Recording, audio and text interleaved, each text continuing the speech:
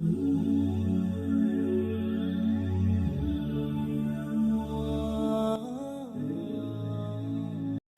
as I begin the second part of my khutbah, my dear brothers and sisters, I want to share with you another beautiful story.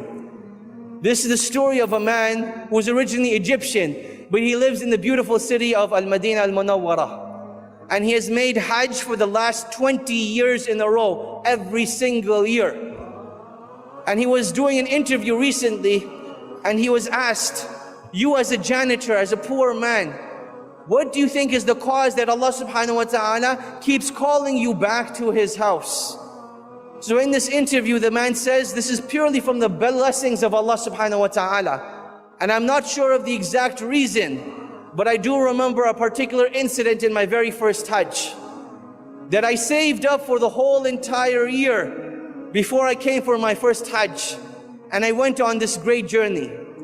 And as I'm on a bus on my way to Mecca, I see this old woman who is old in age, big in size, struggling to walk with her cane, and you can see that she is in an immense amount of pain.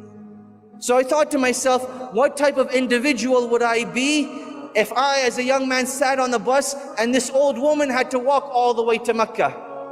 So while we were stuck in traffic, I got off the bus and I went to this woman and I said, oh my dear mother, I ask you by Allah that please take my seat and I will walk in your place instead.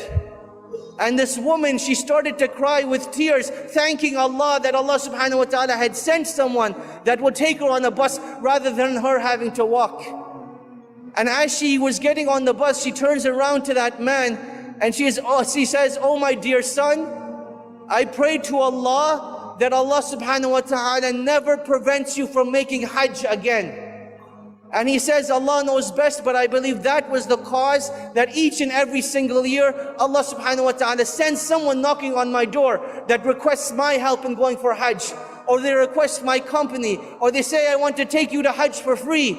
And each and every single year for the last 20 years, this is what has happened. My dear brothers and sisters, when we make dua to Allah subhanahu wa ta'ala, we need to remember that nothing is impossible for Allah subhanahu wa ta'ala.